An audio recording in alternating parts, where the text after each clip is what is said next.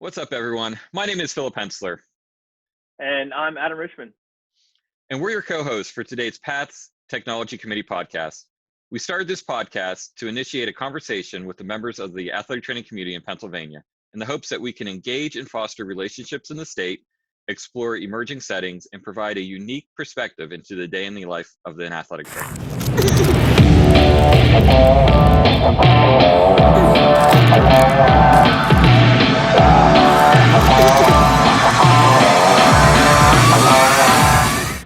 Today, I want to thank our guest, Nicky, for taking time out of her busy schedule.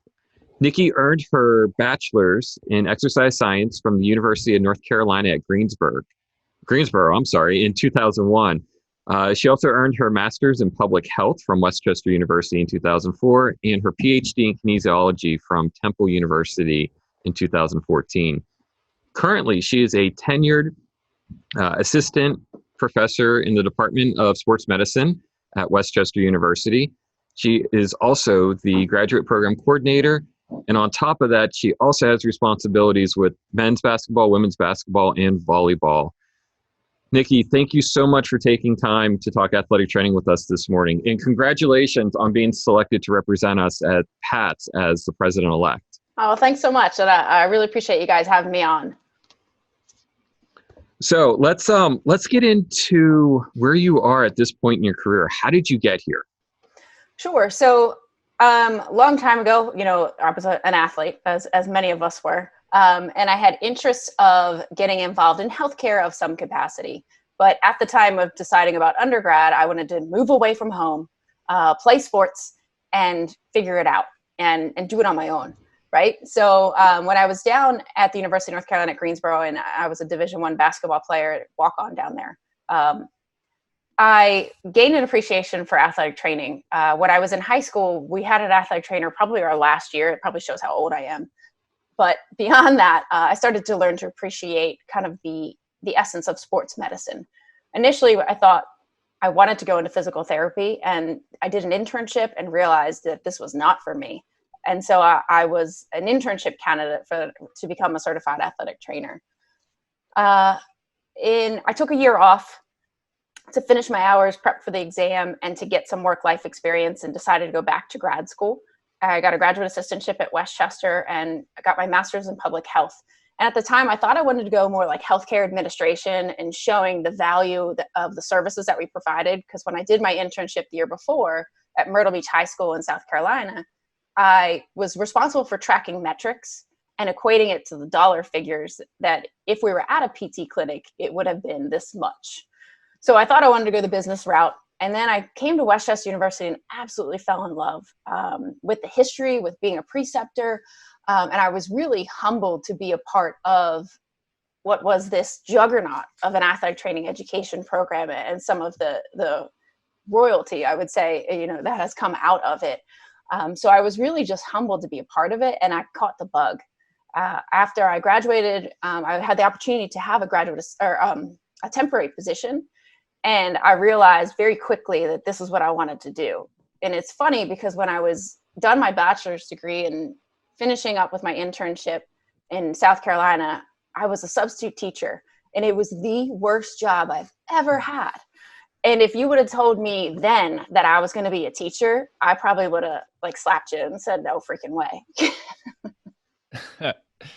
So that's awesome. Yeah. Your current role, you are a dual professor and athletic trainer in the clinic. So I feel like those roles are falling off and we don't see those as much. So can you just maybe talk a little bit about how that works at Westchester for you and maybe some of your favorite parts of that? Sure. I think it's by far what makes Westchester so special, because you're being taught by people that do it on a day-to-day basis. And being a clinician helps elevate my didactic delivery in the classroom. And then my delivery in the classroom also helps to elevate my clinical skills, where I'm not just getting into the same rut. So it's hectic. And we get course release time for our sports. So in overseeing men's and women's basketball and a little bit of volleyball, I get what's equivalent of one course release. So there are days where I'm covering a 6 a.m. practice, and then we've got a 7 p.m. game, and I'm wondering, what am I doing with my life? it's the invaluable experience that you get, and being able to take professional level students and kind of show them the ropes and let them do things, and knowing what they know in the classroom and really kind of push them outside of their comfort zone in the clinical setting has been really, really rewarding. There are times of the year it gets hectic, between meetings and trying to get scholarship done and publish papers and do presentations. And then, on top of that, working with PATS now. But it really kind of makes it all worth it. It makes it full circle. For me, I could not see myself functioning in just a clinical role or just a teaching role at this point, because I love both so much. So the headaches and the time constraints are definitely worth it. And I have to remind myself of that. Absolutely. Yeah. I love that model. Lock Haven University, where I went to school, had that model. I think they're starting to get away from it a little bit more. But I felt like that was the best way to learn, right? Like you're literally taking what you learned in the classroom that day and are able to apply it in the clinic, either the same day or the next day. And I felt like that, exponentially helped me, learn the skills that needed to be learned as an athletic trainer. Sure. And you think of clinical education has changed so drastically, right? I mean, I remember when I first started at Westchester, you were allowed to leave a student at practice, while you ran away and did something else. We're no longer doing that. And it's a good shift that we've had. And then the implementation of graduate assistants has been helpful.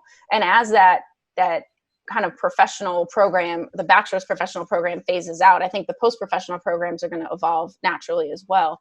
So it may limit our abilities to kind of do some of the things that we do, but we'll figure it out, hopefully, and still have that medical model of being able to do both. Yeah. So kind of going along the same route there, I know you're a big advocate of evidence-based medicine, or evidence-based practice, and also, patient-centered care. I'm curious to know what those two things mean to you as a clinician, and how they kind of go together, and how we can accomplish both at the same time.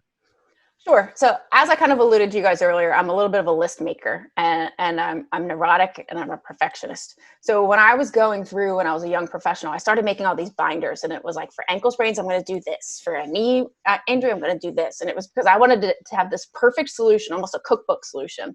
Mm-hmm. And as I became more involved, I realized that was totally the backwards way to approach it. And when I was in undergrad, we were taught ice and stim for everybody, and non-thermal ultrasound heals everything. And so I came out and I'm like, okay, that's what I'm doing. Because I follow rules. And when I started to think for myself and look into the research and why am I doing this, there was no evidence to support any of it. And so when I shifted into becoming a preceptor, then it became interesting to see what students' kind of biases were, and where they came from, and what they believed in, and why they believed in it. And I remember working with Dr. Sittler from Temple University, and he actually encouraged me to go to my first evidence-based practice summit run by the NATA Research and Education Foundation. And I'll never forget, because it was down in Atlanta, and it was with some heavy hitters like Tom Kaminsky, like some NATA level Hall of Famers. And here I was, like a little grad student, attending. And it really made me question a lot. And for me, it was eye-opening, because it was empowering, because then it enabled me to be the healthcare provider, as opposed to the practitioner that's, oh, you want ice? Here's ice. Or you want stim? Sure, here's stim. Athletes will come in often and they say, hey, Nikki, I need this. And I'm like, oh, really? How many years did you go to school to tell me that you need that? Like, so, and I say it kiddingly and in a fun-loving way. But also understanding that patient actually has an idea of what works for them and what doesn't work for them. So I kind of overcorrected from following the rules and what someone told me to then kind of following only what research said. And now I think, I'm seasoned enough in my career to understand there's a right size to everything. And patient-centered care is probably of utmost importance. What I do for someone is not as important, I think, as the relationship and rapport that you establish with that athlete, and understanding what their goals are and how can I help them get to those goals. And I think far too often in our profession, we get busy, and it's just what we can do with a little bit of time we have. But if we just take a little bit more time and dedicate towards understanding that patient better, I think it really helps them from a disablement model, from a pain perspective, and from understanding what their goals are. And then it's always fun because by the end of their time with us, they tend to appreciate us. Yeah. Two things there. I mean, our last episode, we talked about pain science, and I think patient-centered care is, what the psychological part of pain plays a big role in that. Right. And our words matter, and their feelings and thoughts and beliefs about what we're doing for them matter. Right. So I think that's huge, in that regard. And then I think another big thing you said there, we need to take ourselves out of as being the hero and as being the most important part of this process, and we're the authority, and put it back on the patient, right? The patient needs to be the hero. We're trying to help them accomplish their goals. And I think that's really valuable. So yeah, I love that. Sure. And I think communicating between the athlete, yourself as the healthcare provider, and then the coach, because there are those pressures that they feel from the coach or from teammates, and trying to make sure that everyone understands we're all here for this person, understanding what everyone's goals are, but really focusing on that person. Yeah, absolutely. Treating the athlete as a whole has gotten me a long way, especially in the industrial field. They may come in with one issue and they want one thing, and that might not be the best treatment, but that helps heal their soul, heal their mind, and they think that you've given them the attention that they were looking, when you've also added 3 or 4 other things that is going to make them better. But together as a whole, you're healing them physically, you're healing them emotionally, and you're giving them the time that they feel that you're invested in their care as much as they are. And I see that goes a long way. So I love that approach. Sure. And as soon as they feel that you're invested, then you kind of have that open dialogue where you can say, Yep. This is what I think is really good for you, or I've been doing research on this, and this approach might really work. And you kind of have that back and forth, and then they're on board. Exactly. Yeah, I would love to know what is that? How does that conversation go for you? Like, they're coming in and say they read on the internet that they want that ultrasound is going to heal their tendonitis, right? Like, are you immediately shutting them down, saying, "Hey, no, the research isn't there," or are you like, what does that conversation look like? Yeah, so I don't immediately shut them down. Normally, it's like my dad said or my high school AT did, and I'm like, oh, okay, let's talk about that. And normally, it's not around ultrasound; it's normally around iStem, K-tape. Yeah. Lately, it's been, the Game Ready and Normatec recovery boots. In the, 10, 15 years ago, it used to be the ice bath. Everyone needs an ice bath for recovery. So sometimes it depends. Sometimes I'll have a conversation. Why do you think it works? What did it do for you? What's your goal? And once I understand their goal, I may say, well, I have an idea which might help address your goal, or let's try mine and yours, at the same time. Just to try to create buy-in with them. Sometimes it's been stim, like, oh, I need ice and stim, and old Nicky would have been like, yeah, sure, that heals everything. And then I start to look in, obviously, the pain science and neuropathology of it, and understanding that where you might have had stim before, maybe you didn't have the right kind of stim. So, okay, I'll give you stim, but instead of doing sensory stim, let's try a low rate motor or an electroacupuncture and see if that helps reach that. So it's like I give a little, but I still kind of take a bulk majority of the control of it, and try and steer it, and eventually getting to the treatment that we say. And I say, just give it a couple tries. And if it doesn't work, then we can do what you want to do. Yeah, and you brought up some of the recovery modalities, and that's a big pet peeve of mine as well. I'm curious your thoughts on some of that stuff. And, I think physiologically we know what it does and doesn't do, but psychologically there's a piece of recovery there as well, right? So like, sure. What are your thoughts on that? And like, those guys that they think, if they think they have to have an ice bath, sure. Do they have to have an ice bath, or psychologically the next day they're not going to feel as well? Right. Well, I have turned the student hat onto the athletes and said, if you can find any evidence that that's going to work, then bring it to me, and I'm on board. And it could even be something from like a low level source. But if they do a little extra effort and that shows that means that much to them, I will concede. But folks know me and my personality, and I am not a passive treatment modality type of a person. For me, active recovery, mobility work, things that I can teach you to do on your own are far more valuable in the long run versus passive. So for me, I'm fortunate in that I work out of a secondary athletic training room where our resources aren't that fantastic. So we don't have all of the bells and whistles that our main athletic training room has. So I'm like, oh, sorry, bud, we don't have it. Like, but you could meet me earlier in the day and we can do it. But I think that as time goes on, they kind of come around to it. The cold tubs, like there's a research article that says it has to be below this certain degree temperature, and I set it at that, and they get in it once and they're like, yeah, never again. So I let them try it. But then we're not going to do it entirely on their terms. Like there has to be a little bit of evidence behind the parameters of what we're doing and why we're doing it.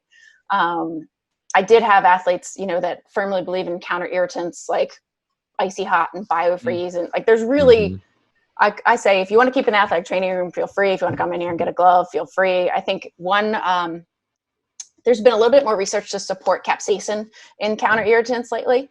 So we have this little tiny jug of Tiger Balm, because I challenged a student to have an article. They came in and Tiger Balm was great. And I said, okay, we can keep this here for you. But I try to have it be less of a customer service and more of an evidence-based approach. But there still is that patient-centered aspect in trying to get them to engage and commit and help me understand why they think it's so important. Yep, that was perfect. That was kind of what I was getting to, and that's right, because like they can definitely be blended together, but it's hard sometimes, right? Mm-hmm. So I appreciate your comments on that. That was perfect. So kind of switching gears a little bit, Phil already congratulated you on the new role, but I'm just curious, in that new role as the president-elect, and then you'll become the president and so on, what are maybe some goals that you have during your term as the president of PATS? Sure. So, I mean, honestly, it's still a little bit of like a dream, and it's still sinking in for me. I have a touch of imposter syndrome at this point, because I think of the fabulous leaders that have gone through this role before. And Joe Izzy actually was the one who nominated me for both regional rep as well as president-elect. And he, for years, has been kidding with me. You're going to be the president. And I'm like, you've got to be kidding me. That's not going to be me. So I kept kind of taking those steps. And, for me, I just want to continue the great work that's been laid out by the boards and leadership before us. I've been on the board for 4.5 years now as a regional rep, finishing my 5th year. And it's been eye-opening. It's a situation that I remember being at my first PATS convention and seeing everyone walking around with those magnetic name badges, and you automatically knew they were a super important person. So when I first became that regional rep and I got my name badge, like I remember just sitting and staring at it and be like, how is this me? and here I am, stepping into the president-elect role. It's still so incredibly humbling to believe.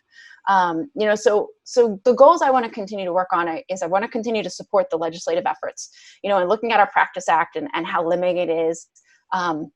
We need to try to kind of understand that a little bit better. How can we best serve the membership to be able to be employable and well paid, and to work legally, obviously. So I want to continue that. But some of my goals on the board or initiatives thus far, I've been focusing on a little bit of more of the public perception and PR. So I really applaud you guys for doing the podcast, because it reaches outside of just our members, to the public, and really trying to show that we are up to date, we are relevant, and we are cutting edge and leaders. So I love this and seeing different things like the logo change, the website change that had all kind of led up to this. So I want to kind of continue that public advocacy and education as far as who we are and what we do, and in addition to supporting the legislative efforts. Awesome. Yeah. Nicky, I will say I got to know you probably, I think, for the first time through Pat's convention committee. You and Shelley were the programming committee. And I think I knew then that you and Shelley were both going to be presidents someday. So I'm glad to see it came to fruition. And yeah, good luck in that role. I appreciate it. All right. So Nicky, what is one of the coolest experiences that has been afforded to you as an athletic trainer? And that's such a great question. And for me, I think of like, I have 2 hats, right? I've got my athletic training educator hat, where I vividly remember my first student calling me and so excited because they passed their certification exam. And we had been doing like study sessions for hours. And so every year I still get that warm feeling, like when kids pop in my office and they're like, guess what? I passed. So and seeing them go on and doing great things and becoming leaders, like I really feel like for me, that's been memorable from the athletic education part of it. And like, they really firmly believe they're always, Westchester's always home, no matter where they go. And we've kind of created that culture, and I love that. On the clinical side, it's the athletes that, you've been with from day one, and they had their ACL tear, and you've worked with them for 4, maybe 5 years, and they've returned back and they get to, have 20 points in their senior game, or some of them have gone overseas and played professionally, and just trying to help them. And for me, early on, there was cool experiences. Like I got to work like the N1 basketball tournament. Like I liked basketball, so that was cool at the time. But, for me, I'm not really into the glitz and the glamour so much. It's more of the mentorship and the relationships that you create. And every year, my most favorite event for the education side is graduation.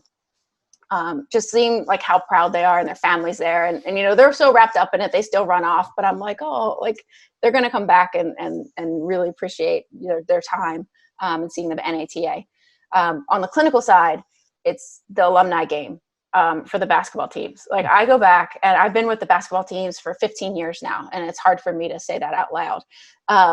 And I go and like I watch them all come in and they play, and they're older and not getting up and down the court as much, and they bring their kids, and like it's just so for me. And they come up and they give me a big hug, and it's sweaty, and they're like, "Thanks for everything you did. I still need you now." So for me, it's those types of events that are memorable in general. I can't say that there's one highlight event, but it's just kind of that repetitive, kind of intrinsic rewarding experience that I get in those roles. Yeah, I will. I'm going to brag a little bit right now too. Not for myself, but I feel you on the mentorship part of the thing.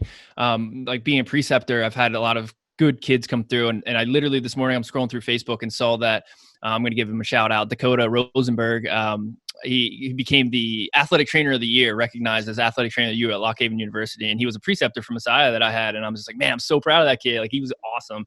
Yeah. So yeah, that is it's a great feeling when you're like, yeah, I helped him. That's great. So, Right. And I also say that I'm old as well. And recently the Dickinson Hall of Fame is inducting some students that I actually was an athletic trainer for, and you have to be out of Dickinson for 10 years before you become a Hall of Fame. So yeah, I feel you on being here for a while. Yeah, but it's just fun to see their accomplishment, It is. Man, and I thought I was old when I had high school athletes graduating and starting families and having kids of their own. And yep. I've only been in the field maybe 2006 finally, and yeah, that's not that long ago, but it really was. Yeah, you're still a baby. It's okay. Speaking about young professionals, awesome segue.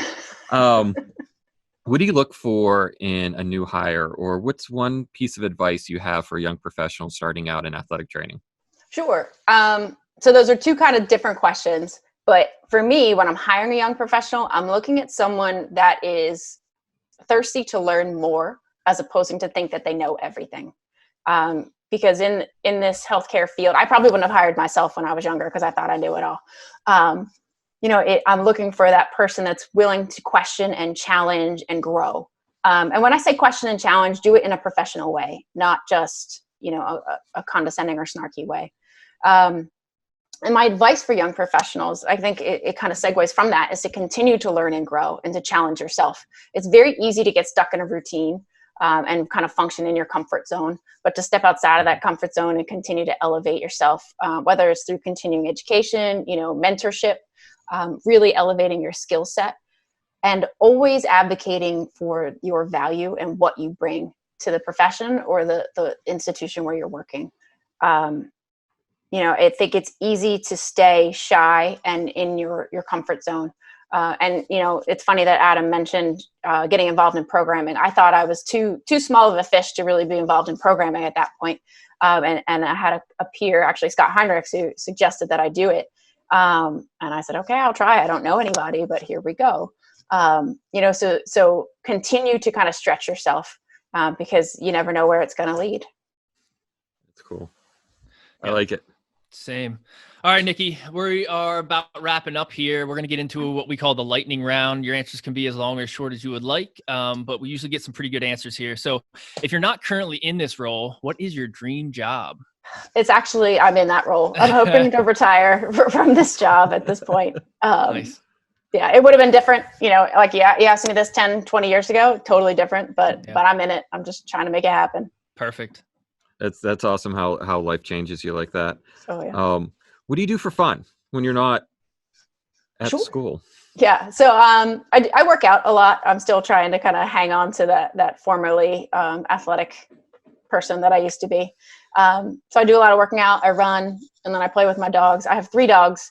All 3 were impulse buys. two I did, and 1 my husband did. But they certainly keep life interesting. All right, Nikki, a little deeper. What inspires you? Sure. I would say the young professional inspires me, and trying to make sure that I am providing them with mentorship and education that they need. And just kind of seeing the passion and excitement that they have continues to kind of push me. And my favorite question of the day, what does being an athletic trainer mean to you? Sure. So being an athletic trainer to me means providing people with an opportunity for educating themselves on how to best take care of themselves, to best be advocates for themselves. But it's also about me being an advocate for them, and understanding when they need to kind of protect themselves from themselves. Plenty of athletes kind of fight through too many things that they think it's part of the athletic identity that they're supposed to do. But understanding that as healthcare providers, that we're there to help them as a human, as opposed to just to help get them back in the game. So that's kind of what it means to me. I love that. Absolutely love that answer. Excellent. Yeah. Well, Nikki, you've been absolutely awesome to talk to today. And you're an absolute legend. I appreciate you coming on with us. If anybody has any questions or comments for you, is there any ways that they can reach out to you? Sure, absolutely. You can email me. I have so many email addresses, but either through Westchester or my Pat's email addresses. And then I'm on social media. I'm a nerd. I own like on Twitter and Instagram, but everything is about athletic training and research. So they can feel free to reach out. I probably respond to DMs quicker than emails because I don't get as many. I don't know what that means, but awesome. But yeah, anyone can reach out to me. Perfect. Thank you so much. Awesome. Right. And to our viewers, thank you for listening. If you have any, topics or comments or anything that you want to reach out, please do the comment section below. Just want to say thanks again. Until next time, I'm Adam Richmond. And I'm Philip Hensler. And this was the Pat's Podcast. There's 0 people in my building right now, and it's like a mile, not even a mile. It's like a half a mile from my house. So you got a ton of bandwidth to work with. Yeah. Yep. No worries. I'm social distancing. I got a buff so that I can use as a face mask. So I can double it whenever I'm assuming when we get back into the actual gyms that we're going to have to wear some type of covering. And I felt like that was an appropriate purchase for the time. So I know it's going to look like everybody's altitude training. Uh-huh. Well, and then they're talking about social distancing. So you're trying to think of like within the confines of any particular athletic training room, how are we going to even manage that when you think of sheer volume? I didn't even think about the athletic training room yet, Nikki. That's an interesting conversation. I think everybody's been talking about weight rooms and fitness, and then that was something that we talked about. But and I was actually just giving some coworkers crap about like, have we even thought about like our on campus fitness center? Like, has anybody had that conversation about like when we open back up, what's that going to look like? So I've been focused on that, but I haven't even thought about like social distancing in the training room. Like, what's that going to look like? I have no idea. Have you had any talks about that? Well, so we got a bunch of stuff from our conference and like some stuff from the NATA. We're trying to put together a work group to start to look at it, but we're talking about like daily screenings and trying to put in like some type of a flagging system as far as athletes that are asymptomatic, athletes that maybe are running early symptoms, temperature checks, pulse ox checks, like that's something that we're really starting to think about and how to come up with a management plan with our student health center. And then from a risk management standpoint, and like, we just don't even know. They're not making a decision about fall, I think, until July 1.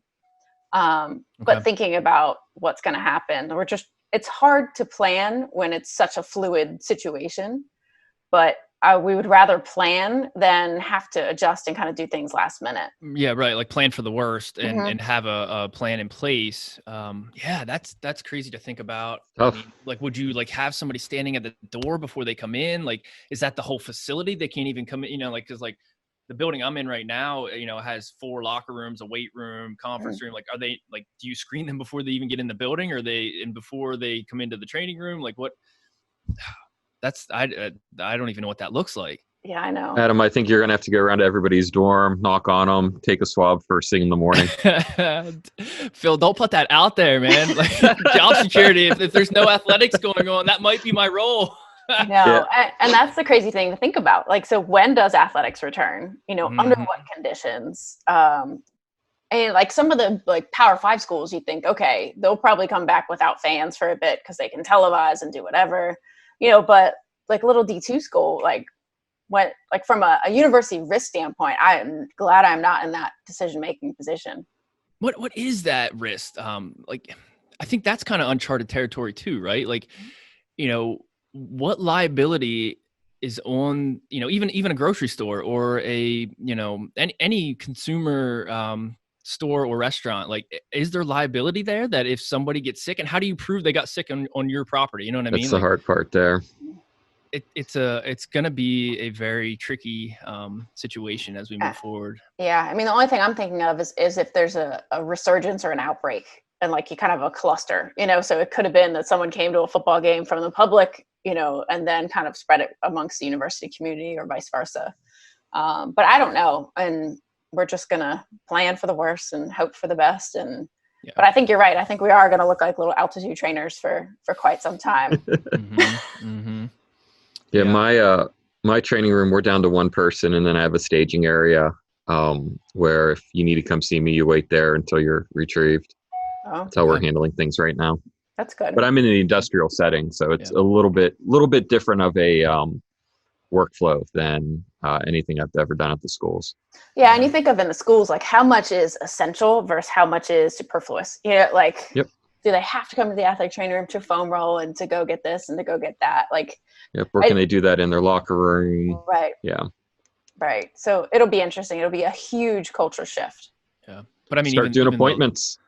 I know. That's actually that was one thing that did come out of the quarantine here is we've been revisiting our policies and procedures, and that's something that we're like, yeah, like this, it seems to be going that route, and it solves a lot of problems for us because we treat our non-traditional athletes, right? Like, so our out of season athletes, like everybody has full reign to the training room. Like you just come in whenever you want, you do whatever you want. And that just gets hectic whenever you have kids that are out of season coming in, whenever you're trying to prep, in season athletes. This is not fair to anybody. So yeah, we're going to go that route and actually start booking people.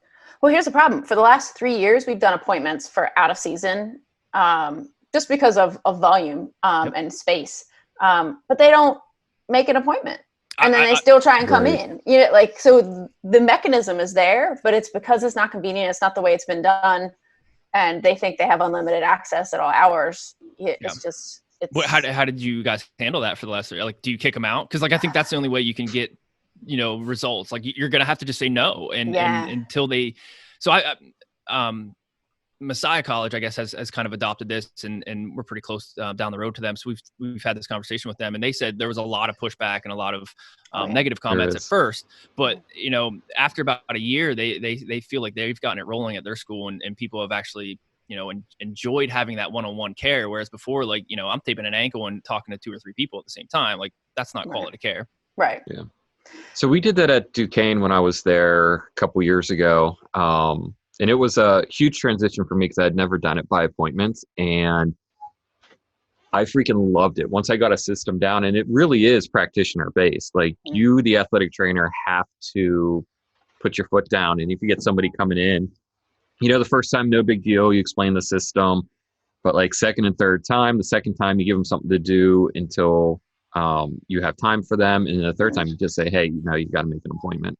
Right. Like and you kind of make it case by case, somebody that tripped going down the steps going to class. Yeah, no big deal. Just come in. But I mean, we also had phones where they could text us, good email system.